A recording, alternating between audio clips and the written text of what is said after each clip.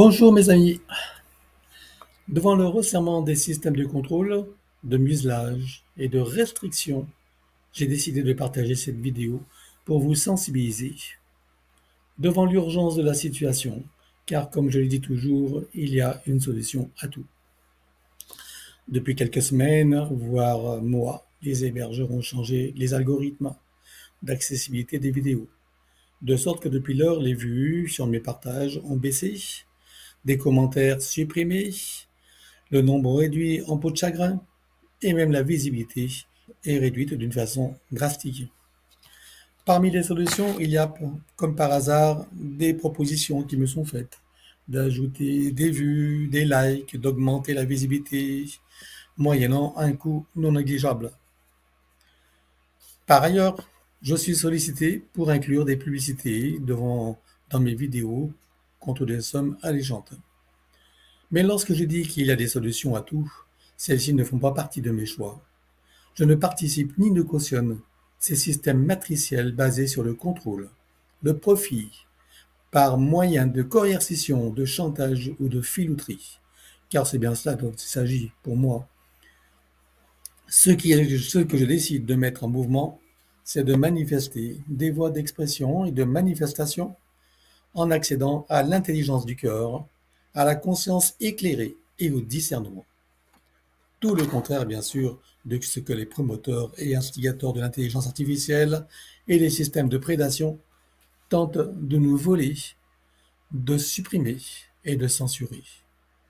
Pourquoi je dis tout cela? Parce que j'aime ce que je fais, ce que je partage et ce que mon activité permet à tout un chacun qui en est ouvert, qui est conscient de l'importance, de la valeur et de la pertinence de mon protocole et que j'ai élaboré pour sortir de tous ces jeux matriciels, s'en libérer par la connaissance, la sagesse intérieure et la guérison des attitudes, des habitudes et des attachements, etc., pour éradiquer les croyances ou certitudes erronées qui nous maintiennent sous le joug et la chape de plomb de l'obéissance, la soumission, la servilité, de l'ignorance qui induisent des choix et attitudes conditionnés par la peur, la frustration, l'aliénation. Bref, si vous êtes là à m'écouter, c'est que vous savez de quoi je parle. Alors, si vous appréciez ce que je vous offre, ce que cela permet et ouvre, ce que mon approche inspire et éclaire, je vous demande de m'aider à ce que mes vidéos ne disparaissent pas de vos champs de réalité. Pour cela, la recette est simple. D'abord vous abonner, c'est gratuit. Ensuite, liker les vidéos, mettre des commentaires. Et si les notifications de mes publications n'apparaissent pas, comme c'est aussi le cas, c'est de me chercher avec mon nom, Pascal Cascarino, et aussi de partager. Comme je refuse d'entrer dans ces systèmes financiers et de les cautionner, ce sont les seuls moyens, à mes yeux, que j'ai trouvés. Il y en a peut-être d'autres aussi, et je suis ouvert à vous écouter si vous en connaissez. Mais je refuse d'acheter des vues, des likes, des abonnés fictifs pour donner une illusion de succès et influencer les vues. Ce n'est pas dans ma tasse de thé. Dans tous les cas, je sais que nous, humains et conscience, en expérience dans cette réalité et dans la physicalité, nous sommes plus forts et intelligents, audacieux et créatifs, libres et souverains. Et nous pouvons composer avec ce monde tel qu'il est, avec l'intelligence artificielle et tous les systèmes, mais à notre avantage, au profit du plus grand nombre. Nous sommes plus forts par l'intérieur et nous pouvons en être le maître. C'est nous le boss. Si la technologie et l'intelligence artificielle existent, la clé n'est pas de lutter contre ou de supprimer quoi que ce soit. Notre rôle est de trouver des solutions créatrices, éthiques, respectueuses de nos libertés, de nos droits naturels et de nos ressources légitimes. Si vous appréciez vraiment ce que je fais et que vous y trouvez inspiration et avantage, il n'y a qu'une solution. Abonnement, like, commenter, partager et me chercher. Enfin, surtout me trouver. Et avant d'en terminer avec cette vidéo, je vous informe également que celle-ci sera placée au début de toute vidéo des extraits, hein, pas les longues qui sont déjà fort longues, mais en début de chacune de certaines vidéos, peut-être pas toutes non plus. Donc je mettrai cet enregistrement pour vous rappeler ce qui est voilà, nécessaire de faire si vous voulez continuer à, à me trouver. Voilà. Et aussi pour les personnes qui ne me connaissent pas, qui me découvrent et qui sachent également ce qui se passe, hein, qui comprennent également tous ces systèmes et de quoi ils retournent. Merci à vous et je vous souhaite donc une bonne année à tous puisque nous y sommes encore, hein. Voilà. À présent que tes connexions et protections sont faites, dis-moi quelle est ta fréquence. 310. Je te laisse augmenter. 37 800. 37 800. Tu te sens en sécurité et hors de portée? Oui. Bien. Connecte-toi à moi, dis-moi comment tu me vois. 380. Je m'aligne sur toi, bien sûr. Oui. Et je te laisse te connecter sur Lionel. Dis-moi comment tu le perçois. C'est comme s'il était dans une sorte de tube avec une résonance électromagnétique. Ça tourne. Enfin, ce tube-là tourne sur lui-même, ce qui crée comme une sorte de vertige énergétique. Donc ça vient modifier sa connexion tertielle, puisque l'élémental du corps est dans l'obligation de s'adapter à cette situation énergétique-là. Donc parfois la connexion est correcte et parfois elle ne l'est pas. Donc, tout dépend comment l'élémental du corps arrive à gérer ce type de fréquence-là. Il y a comme une sorte de surveillance qui est au-dessus de lui, avec une observation de comment est-ce qu'il gère ses énergies et les énergies en général, comme s'il était une sorte d'objet d'étude, d'expérience, d'objet d'expérience, un sujet d'expérience à étudier et à observer. Il y a des systèmes d'yeux au-dessus de lui, mais qui ne sont pas réellement des yeux. C'est un petit peu comme ce qui pourrait être comparé à des caméras, dans le sens où c'est artificiel et non pas naturel. Ces sortes d'yeux artificiels, ils sont là placés au-dessus, sur les côtés. Il y en a aussi un peu en avant et en arrière, mais à l'extérieur de sa sphère d'énergie. Mais ces sortes on peut rappeler ça des caméras ou d'yeux, pour prendre l'information et pouvoir la restituer, utilise un système d'ondes, de train d'ondes. Ça vient rajouter à cette sorte de tournoiement électromagnétique de ce tube dans lequel il se trouve. Ok. Et ça lui cause quel autre problème?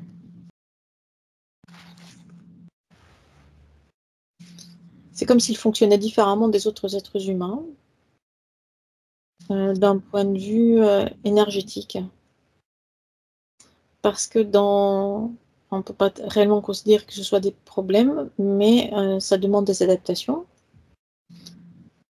Ces corps subtils sont comme séparés les uns des autres, en tout cas énergétiquement, il y a séparation des corps subtils les uns des autres par des sortes de pastilles électromagnétiques. Et ça, ces sortes de pastilles électromagnétiques que sont connectés ces yeux artificiels qui renvoient l'information sur son et ses modes de fonctionnement. Ok. Ce sont des séparations des corps subtils qui fait qu'il fonctionne différemment des humains ou il l'est à la base? Non, il est à la base, c'est un sujet d'expérience. C'est comme s'il avait un fonctionnement à la fois pareil et à la fois légèrement différent d'un être humain classique. Mhm. Ok. Qu'est-ce que ça lui cause comme problème, ces pastilles sur des corps subtils séparés? Toujours des adaptations. Il y a toujours une sorte d'équilibre à trouver entre ce qu'on pourrait appeler l'intérieur et l'extérieur, entre ce qu'il perçoit de sa réalité, de ce que perçoivent les autres humains de la réalité. C'est comme s'il était toujours légèrement décalé. Et en même temps, il ne l'est pas décalé, mais parce qu'il y a justement cet effort permanent de toutes les parties de lui-même, de rester là, connecté à comment fonctionnent les autres êtres humains et connecté au reste du monde. Mhm.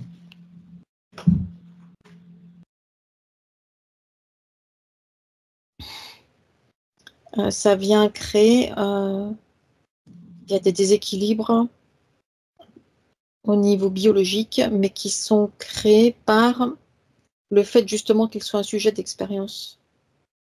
C'est-à-dire qu'il y a de la difficulté, enfin la partie physique a de la difficulté à gérer l'énergie vitale.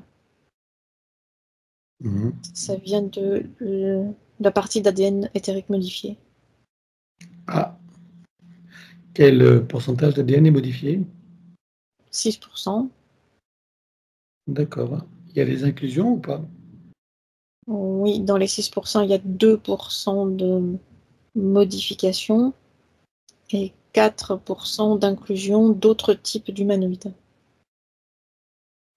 Alors attends, il y a 6% plus les 2% plus les 4%? C'est inclus dedans. Ah d'accord, ok. Donc il y a 2% d'inclusion et 4% de... Et 4% d'ADN d'autres humanités. Ok, donc c'est 6% d'inclusion finalement. Oui, enfin, il y a 4% d'autres humanités et les 2%, c'est modifié, c'est des modifications Ah, qui d'accord, servent à la stabilisation. ok. Qu'est-ce que ça lui cause quand même problème, cette modification d'ADN et ces inclusions? Une difficulté à gérer son énergie vitale. C'est au niveau de l'élémental du corps, du fonctionnement de la biologie du corps physique, hein, qui a ces difficultés-là, puisque l'élémental du corps n'arrive pas à, à compenser et à équilibrer cette partie-là. Ok. Si tu le scannes encore, vois-tu des choses encore? Ça concerne en fait le système digestif, la façon dont est transformée l'énergie fournie par l'alimentation qui est apportée au corps physique et dans le processus de transformation de cette énergie-là.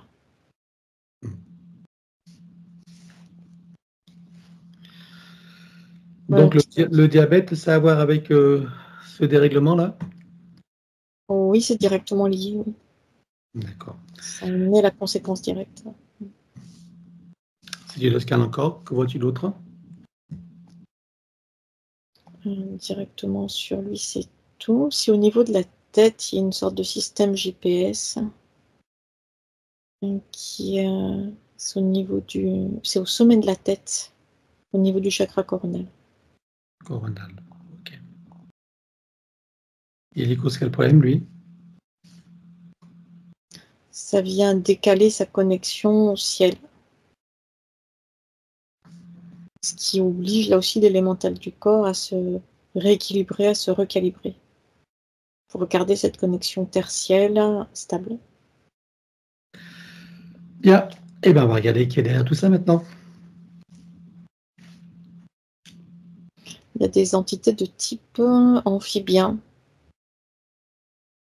Le corps est humanoïde, mais fort et puissant, beaucoup plus grand qu'un être humain.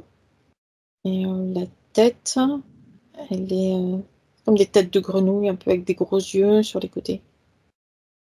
D'accord. Ils sont combien? Il y en a 4. Et ils ont une hiérarchie? Dans ces 4-là, non. Par contre, ils sont supérieurs hiérarchiquement à 2 autres types d'êtres qui, eux, sont de type reptiloïde. Ok. Les amphibiens sont supérieurs aux reptiloïdes? Hiérarchiquement, oui. D'accord. Ok. Les reptiloïdes sont aux ordres des amphibiens? Oui, puisqu'ils ont moins de connaissances, moins de technicité, moins de connaissances que les amphibiens. Ok. Donc, ils n'ont pas d'objectif propre?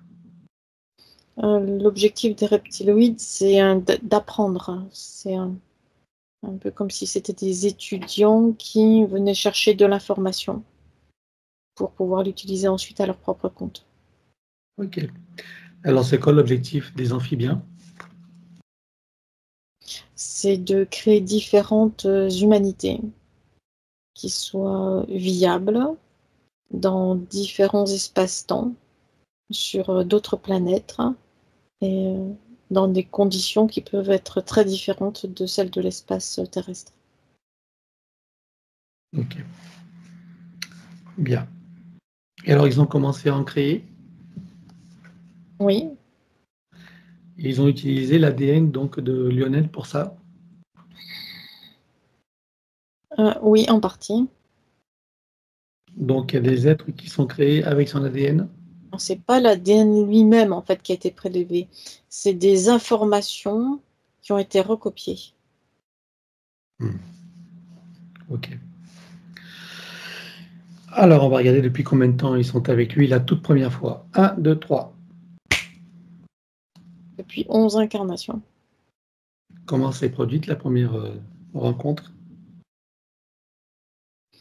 Lors d'une des incarnations, ils étaient là, à l'attendre, aux aguets. Bon, non pas lui précisément, mais toutes les consciences humaines qui sont prêtes à les suivre. D'accord. Et donc, qu'est-ce qui s'est passé là? Lors de la désincarnation, sa conscience a vu ces êtres-là, qu'il a perçus comme étant des guides bienveillants, prêts à l'aider, le guider, le diriger dans ce monde-là, dans ce nouvel environnement-là qu'il ne connaît pas. Ok. Et bien sûr, il les a suivis. Oui, Il était dans une fréquence particulière pour être repéré par ces entités? une fréquence de fatigue, de lassitude et l'envie d'expérimenter autre chose que le type de vie qu'il venait de quitter. Ok. Alors justement, on va aller voir cette vie qu'il a eue avant cette désincarnation. Donc, on va voir quel lieu, à quel moment, quel est le contexte et sa polarité. 1, 2, 3.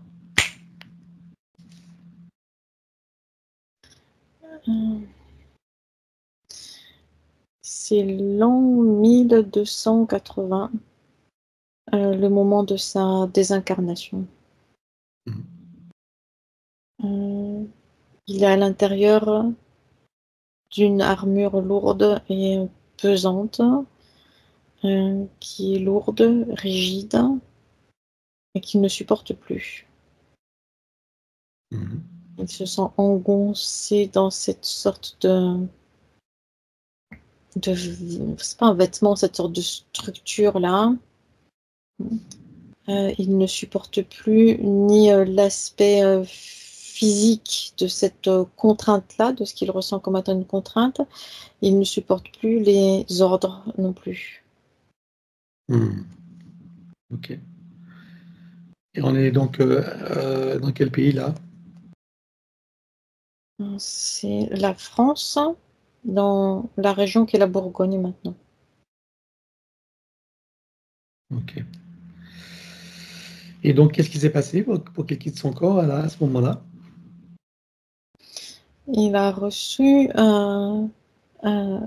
il y a une chute suivie avec un jet de sang, mais le jet de sang, il n'est pas dû à la chute, il est dû à une lame, la lame d'un glaive ou d'une épée ou quelque chose comme ça, qui est entrée au niveau de la gorge. D'accord, ok. Donc il est mort sur le coup pratiquement. Assez rapidement, oui. Est-ce qu'on en retrouve des stigmates aujourd'hui dans sa vie de Lionel, de cette blessure à la gorge mortelle? On les retrouve mais de façon indirecte, dans la difficulté à se poser, à s'exprimer dans ce qu'il voudrait réellement, à se poser, à s'exprimer et à réaliser, mettre en place ce qu'il voudrait vraiment. D'accord, ok. Donc là, lorsqu'il reçoit ce coup d'épée à la gorge, qu'est-ce que c'est? C'est un combat et c'est au cours d'une guerre ou c'est quel événement? C'est dans un combat, mais c'est un combat parmi d'autres, comme s'il avait passé toute sa vie à combattre. Et parfois, sans en saisir la nature ni l'intérêt, c'est-à-dire qu'il ressent profondément en lui l'absurdité de sa situation et, des situations de combat dans lesquelles il se retrouve régulièrement. Ok. Bien. Et donc, pour en revenir à sa désincarnation et à ces entités qui l'attendaient, enfin, qui attendent les êtres comme lui, donc je suppose que c'est elle qui gère ces incarnations depuis lors. Oui, Est-ce que c'est elle qui choisit les lignées dans lesquelles il va s'incarner? oui, De quel type de lignée il choisit pour lui? ce sont des lignées connues par ce type d'entité-là, avec qui elles travaillent régulièrement, sur lesquelles elles interviennent régulièrement, notamment concernant des modifications d'ADN. Ok. Et il y a des caractéristiques particulières dans les lignées qu'ils choisissent ou pas? Oui, c'est comme si toutes ces lignées, il n'y avait pas d'unicité, hein. C'est-à-dire chaque lignée est formée c'est comme des sortes de tuyaux souples, et dans chaque tuyau souple se trouve une conscience. Et ensuite, ces tuyaux souples sont enroulés les uns avec les autres, et c'est ce qui vient créer la structure de la lignée. Ce qui fait que chaque conscience est enfermée dans sa propre structure énergétique souple, cette sorte de tuyau, donc rattaché à la lignée, mais avec ce différentiel de fréquence avec les autres consciences qui sont elles-mêmes rattachées à la lignée. Ok. Bien. Alors, je suppose que pendant que tu as toutes ces informations, que toutes les parties de Lionel prennent conscience et connaissance de la situation, de la supercherie et de ses conséquences. Oui. Ça fera partie de leur bagage de connaissances et de futures compétences. Combien est-ce que tu vois qu'il y a eu de vie humaine dans cette boucle de manifestation de son soi supérieur? Dans cette boucle-là, 32. 32 vies humaines. On va aller voir d'où il vient avant d'entrer dans cette fausse matrice et sous quelle forme. 1, 2, 3. C'est comme un long glissement en spirale.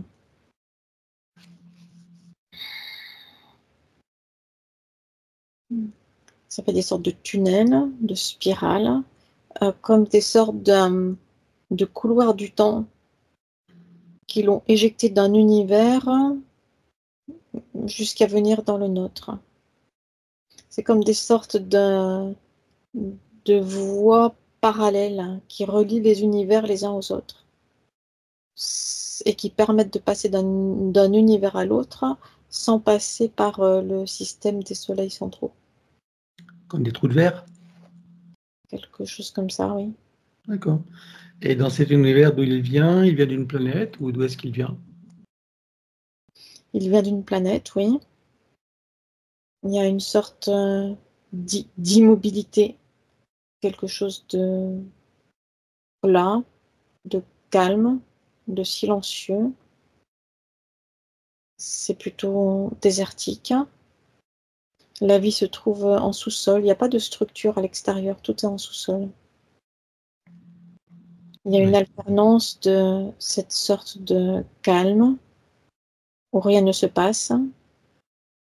Donc alterné avec des tempêtes, comme des tempêtes de sable violentes, où tous les êtres vivants de cette planète-là vont se réfugier dans les sous-sols, à l'intérieur des structures artificielles qu'ils ont créées. Sous quelle forme tu le vois là, sur cette planète? Il est humanoïde, la peau est dorée, il est plus grand et plus élancé qu'un être humain terrestre, mais on retrouve bien la forme humanoïde.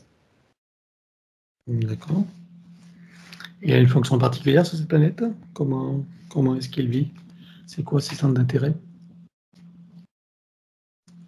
La fonction, il n'y a pas de fonction précise, dans le sens où le type d'organisation de cette société-là fait que chaque être, donc faisant partie de cette société-là, n'est pas affecté à une tâche en particulier pour toute la durée de son incarnation.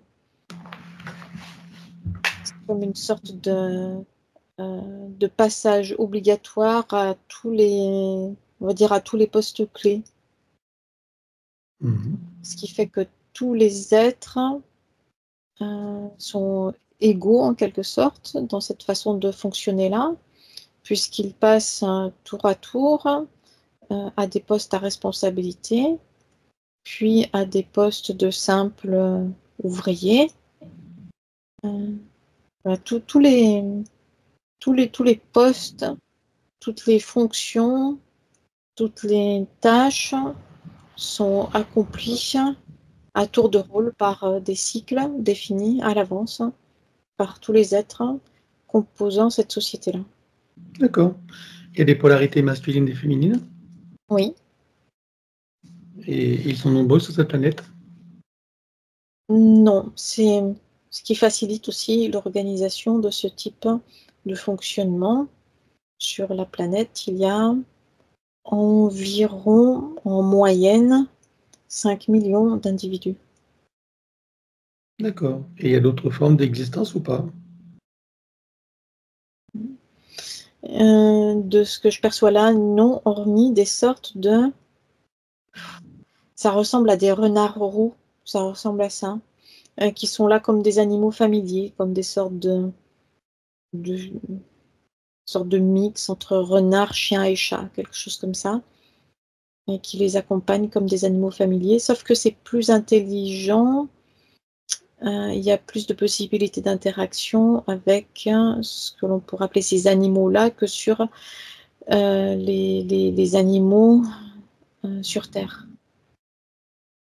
D'accord. Ces sortes de renards peuvent être comme des messagers entre ces êtres humanoïdes.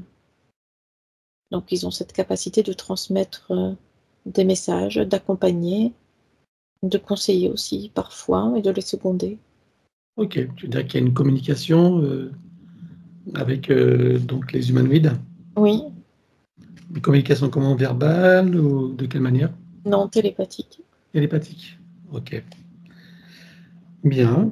Alors, qu'est-ce qui s'est passé pour qu'il quitte cette planète et se retrouve dans cette trou d'air et finalement dans notre univers? Comme dit précédemment, chaque individu va occuper un poste ou une fonction dans ce type de société-là. Et à un moment donné, il se retrouve d'occuper la fonction de ce que l'on pourrait appeler de mécanicien des vaisseaux de cette planète-là. Donc il y a deux types de vaisseaux. Il y a les vaisseaux dits locaux qui restent là, qui sont conçus pour rester sur et autour et à proximité de cette planète-là. Et d'autres vaisseaux qui, eux, sont capables d'aller beaucoup plus loin, de traverser d'autres espaces-temps et même de changer d'univers.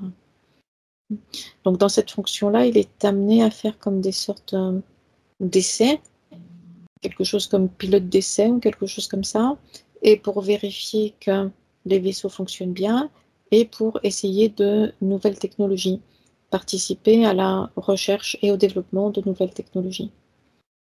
Donc c'est dans ce cadre de développement et de recherche de nouvelles technologies qu'il à un moment donné, il se retrouve aux commandes d'un de ces vaisseaux-là, qui est capable de traverser les espaces-temps, de changer de dimension et de changer d'univers.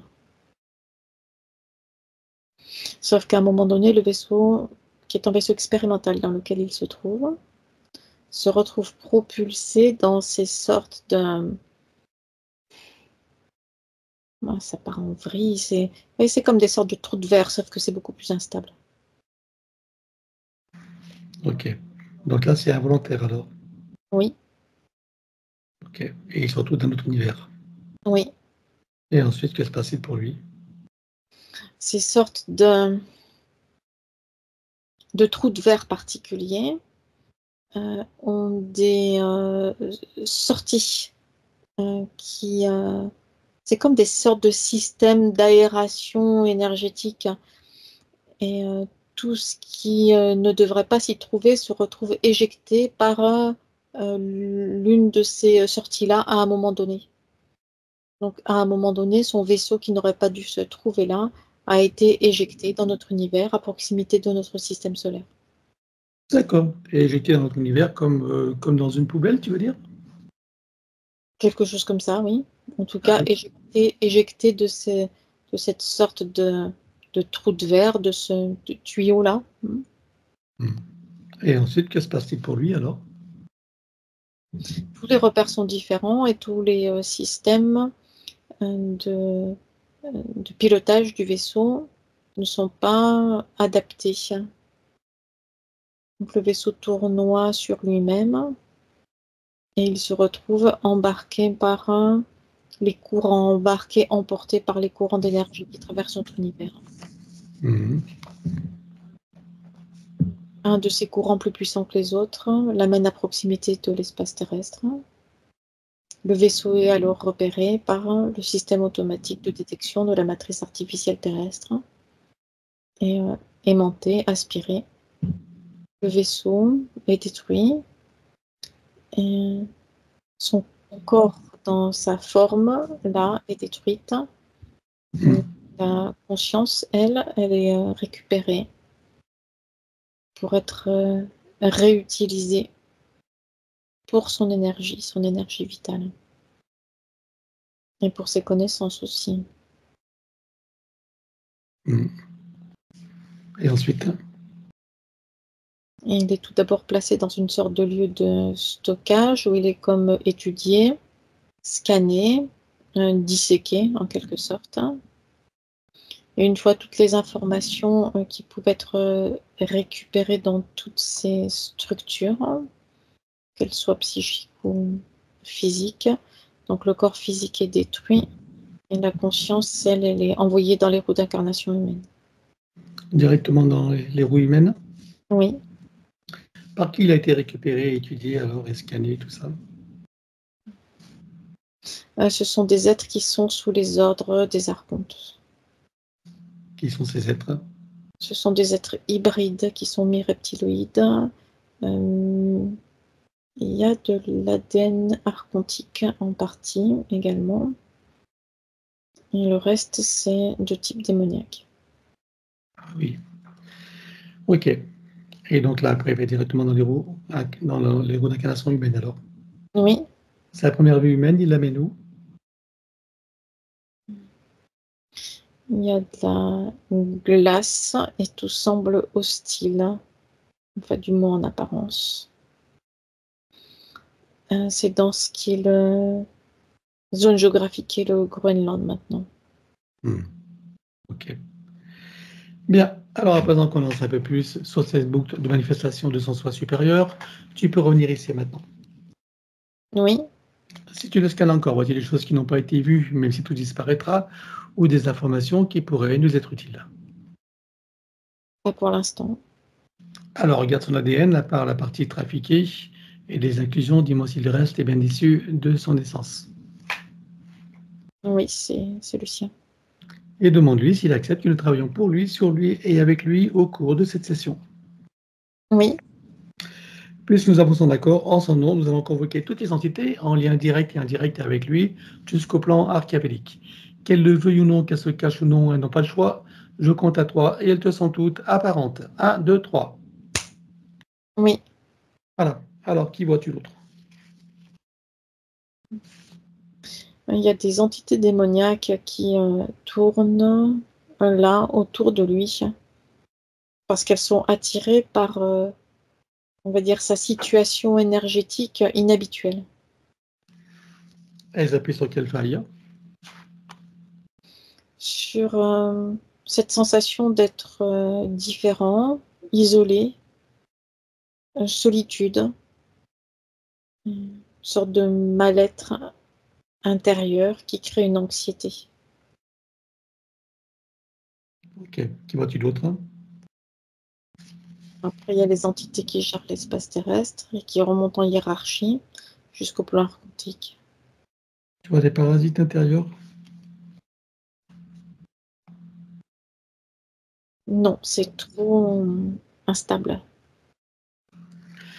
Bien, alors il déclare à tout ce petit monde qu'ils auront tout pacte, contrat, engagement, consentement, vœu, souhait, permission, serment, allégeance, alliance, promesse, accord, tacite ou non, conscient ou non, de manière rétroactive. Sur tous les plans, dans toutes les boucles, toutes les couches, toutes les vies, toutes dimensions, toutes fréquences, tout espace-temps, tout but de création, par toutes les portes cachées, tout ce qui est secret, dans tous les plis et replis des espaces-temps, dans tous les différents états de conscience et tout ce qui est connu et inconnu en général. On ouvre un grand portail dimensionnel et toutes les entités vues et pas vues jusqu'au plan archavélique. Tout dispositif vu et pas vu, tout ce qui n'appartient pas à ces corps, énergie, conscience et information d'origine vue et pas vue, disparaît avec traces, mémoire, empreinte, écho, résonance, réminiscence, système duplicatif et repositif, copier-coller, programmation sur tous les plans, multidimensionnel, quantique, fractal et autres inconnus. On ouvre un grand portail dimensionnel et tout disparaît totalement. 1, 2, 3. Oui, Tu le refermes et tu l'effaces. oui, Lionel se place dans une bulle christique de protection. oui, Il se crée des racines jusqu'au cœur de Gaïa et aspire énergie, substance, vitalité, structure. oui, Il se connecte à la source et fait descendre information originelle, énergie, conscience, puissance créatrice et amour. oui, Il reprend d'énergie, se restructure, se ravigore, prend de la vitalité et se souvient de qui il est en essence, au-delà de toute forme, et le ressent pleinement. oui. Comment vois-tu Lionel à présent? C'est beaucoup plus clair, léger et stable dans son espace d'énergie maintenant. Alors, comment réagissent les entités? Il y a du mécontentement qui rapidement se transforme en colère, qui monte en puissance et qui devient froide et coupante. Il y a comme une sorte de dôme métallique qui est déployé au-dessus de lui pour le bloquer. Ok, alors on va les bloquer à notre tour sur tous les plans, comme un arrêt sur image. 1, 2, 3. Oui, Maintenant, tu vas revenir en arrière, tu te positionnes un moment juste avant qu'elle réalise qu'il se passe quelque chose et qu'elle n'ait eu le temps de faire quoi que ce soit. oui, Là, tu vois un portail dimensionnel et tu vires tout. 1, 2, 3. oui, Tu refermes et tu l'effaces. oui. Regarde la bulle énergétique de Lionel, dis-moi s'il reste quelque chose. Non. Des échos et des résonances, il reste. Ah, alors on les élimine sur tous les plans, comme précité habituellement. 1, 2, 3. Oui. Regarde s'il reste quelque chose en arrière-plan. Non, là, il n'y a plus rien. Parfait. Alors dis-moi si ces entités ont un moyen ou un autre de le retrouver, de le repérer.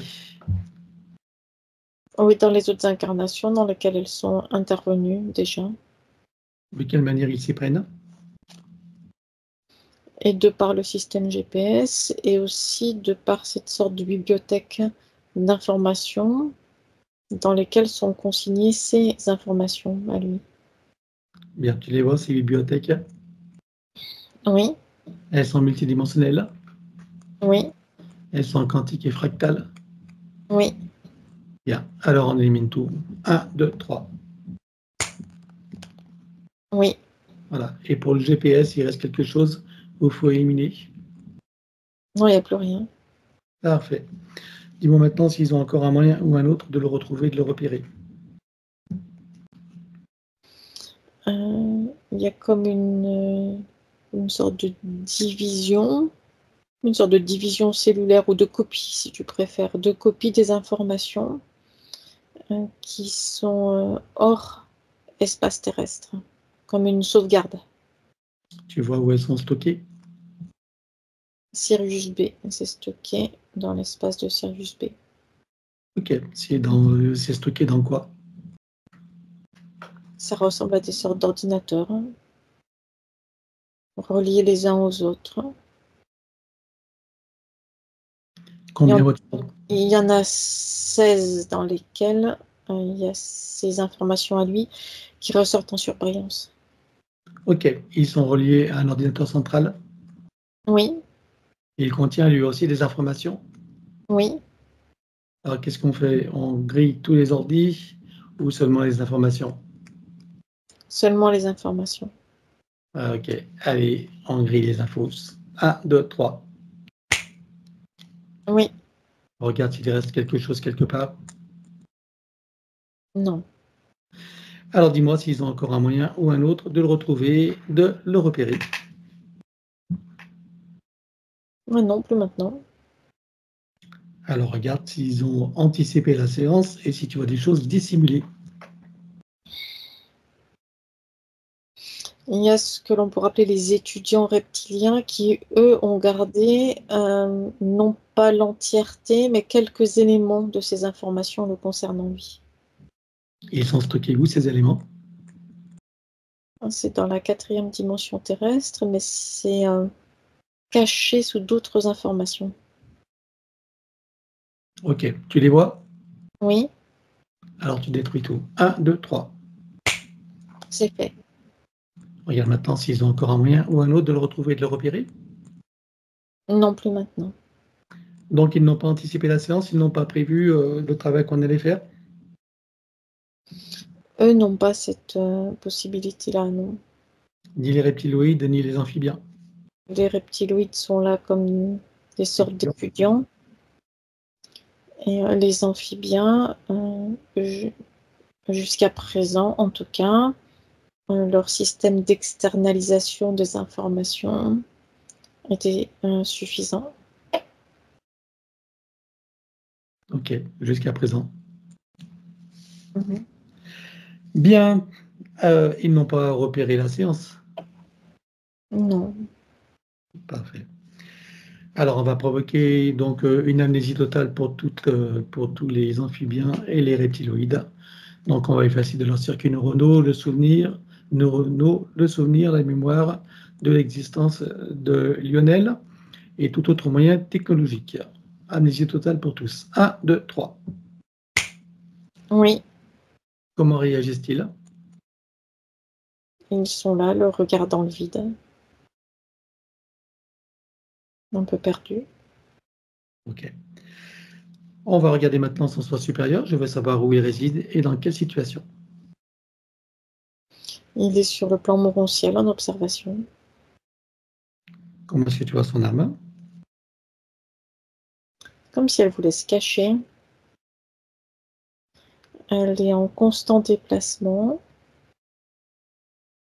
dans une sorte d'inquiétude, et repliée sur elle-même. Même avec ce qu'on vient de faire là? Oui, Ok. Comment est-ce que tu vois la partie subliminale? elle se tient encore éloignée de la partie physique. Alors, on va demander au soi supérieur s'il est adéquat que nous partions du plan morantiel pour recréer une nouvelle ligne de temps et une incarnation à neuf, avec l'accès à son plein potentiel intérieur, dans un équilibre, une harmonie et une santé parfaite sur tous les plans, une parfaite sécurité intérieure et l'amour qu'il est. Oui, Alors, nous y allons. 1, 2, 3. oui, De cet espace morantiel, je suppose que la partie de lui qui y réside, c'est pourquoi nous sommes là. oui, Je lui propose d'aller à l'origine de son incarnation en tant que Lionel pour recréer une nouvelle ligne de temps et une incarnation à neuf avec l'accès à son plein potentiel intérieur, dans un équilibre, une harmonie, une santé parfaite sur tous les plans, une parfaite sécurité intérieure et l'amour qu'il est. Est-ce que c'est correct pour lui? Oui, Alors nous y allons en mode de déplacement quantique, c'est-à-dire simultané et immédiat, sans passer par aucune condition ni influence de la matrice artificielle. 1, 2, 3. oui. Sur cette nouvelle ligne de temps et dans ces nouvelles conditions, demande-lui quels sont ses projets pour la vie de Lionel. Découvrir et explorer ce qu'est une incarnation humaine en 3D. Quel moment choisit-il pour entrer dans sa nouvelle physicalité? Au moment de la conception. Et à quel pourcentage est-il connecté à ce moment-là à la source? 98%. Tu l'invites à monter à 100%. Oui, Il se crée des racines jusqu'au cœur de Gaïa qu'il programme uniquement pour cette existence. oui. Voilà, à présent, on va regarder son arbre généalogique. Dis-moi, comment tu le vois? C'est comme s'il était torsadé, mais ces torsades sont dissonantes les unes par rapport aux autres. Ça vient créer des différences de fréquence entre les consciences. Comment est-ce que ça impacte les consciences qui sont accrochées à l'arbre? Ça vient les créer comme des sortes de, alors non pas de malaise, mais d'anxiété et de questionnement aussi quant à leur propre situation. Non pas de se retrouver rattachés à la lignée, mais quant à leur propre situation d'incarnation là sur le plan terrestre. Comment vois-tu que ça impacte Lionel? Chez lui, ça vient générer comme une sorte de sentiment de solitude, d'être différent et de l'anxiété. Alors, on va demander à la conscience de l'arbre si nous sommes autorisés à intervenir sur lui. Oui, Tu vas à l'origine de cette situation à la toute première fois. 1, 2, 3. oui, À combien de générations sommes-nous en arrière? 47. Que se passe-t-il à ce moment-là? À la sortie des roues d'incarnation, il y a comme une sorte de zone stellaire à traverser, avec toutes ces consciences démoniaques qui sont là présentes. C'est comme le jeu du chat et de la souris. Dès qu'une lignée est captée, elle est transformée et modifiée, comme marquée. Bien. Alors, est-ce que tu peux trouver un moment où cet arbre est parfaitement libre et non encore opéré? Oui, Tu te présentes à lui à ce moment-là, tu lui donnes les informations de ce qui pourrait survenir si rien n'est fait, et tu lui proposes de trouver une solution créatrice pour que cette situation n'arrive jamais. oui. Que choisit-il de faire? Une montée en fréquence haute et puissante qui va le placer hors de portée et de perception de ces entités-là. On va compléter ça par une connexion de l'arbre à la source, toucher en plein cœur et dans sa conscience, que se passe-t-il pour lui et toutes les âmes qui sont accrochées. Il y a l'énergie qui recommence à circuler maintenant libre et légère entre toutes les consciences rattachées à la lignée. Comment vois-tu que ça impacte Lionel? Ça vient le recentrer, l'apaiser et l'alléger aussi. Est-ce que tu peux l'inviter à créer des voies de communication par le cœur, d'ouverture de conscience et d'auto-guérison pour toutes les âmes de sa lignée, en particulier ses plus proches? Oui, Allons-y. c'est fait. Il enroule son arbre avec autant de sinusoïdes d'énergie que nécessaire, issus de sa propre source. Oui, Et tu ancres. oui. Que compte-t-il faire avec lui à présent? Est-ce qu'il veut le refaire? Est-ce qu'il veut le couper partiellement ou entièrement? Est-ce qu'il veut réaménager, réinformer, transmuter ou autre? Il coupe à 27% et pour la partie restante, il réinforme et réaménage. Dis-moi quand c'est fait. C'est fait. Bien, maintenant, on va s'occuper de son ADN. Donc, quel pourcentage peut-on commencer à éliminer de l'ADN qui a été trafiqué et d'inclusion? Et les 2% qui sont modifiés. Ok, alors on les élimine comme précité. 1, 2, 3. Oui, On regarde si de ce 2%, il en reste des résidus. non. Alors il les remplace avec sa propre essence. Bien, maintenant, combien est-ce qu'il peut en éliminer? Encore 2%. Il peut en éliminer encore 2%. Tout ne vient pas d'un coup. Ok. Alors, on élimine 1, 2, 3. C'est fait. Il les remplace également. Oui. Voilà. On peut éliminer le reste? Maintenant, oui. Alors, idem. 1, 2, 3. C'est fait. Et il les remplace. Oui. Voilà. À présent, que compte-t-il faire avec son ADN? Est-ce qu'il veut le refaire entièrement à neuf ou partiellement? Est-ce qu'il veut réaménager, réinformer, transmuter ou autre? Il le refait. Alors, on élimine l'ancien dans les mêmes conditions que précité. 1, 2, 3. Oui. Et il le recrée à neuf avec le gabarit de l'arbre de création dans la version la plus adéquate compte tenu de ses propres projets d'incarnation. Oui. Combien vois-tu des 10? Combien sont connectés et combien sont activés? Il y en a 6 de connectés et 4 d'activés. Et il peut activer les deux autres? Oui. Allons-y. C'est fait. Peut-il rajouter de nouveaux programmes? Oui. Allons-y également et dis-moi quelle différence ça fera pour lui. C'est des programmes de sécurisation, de renforcement de sa base énergétique. C'est fait. Bien, alors maintenant, on va s'occuper de l'élimination des codes matriciels limitants et ça, comme d'habitude, on va le faire en privé.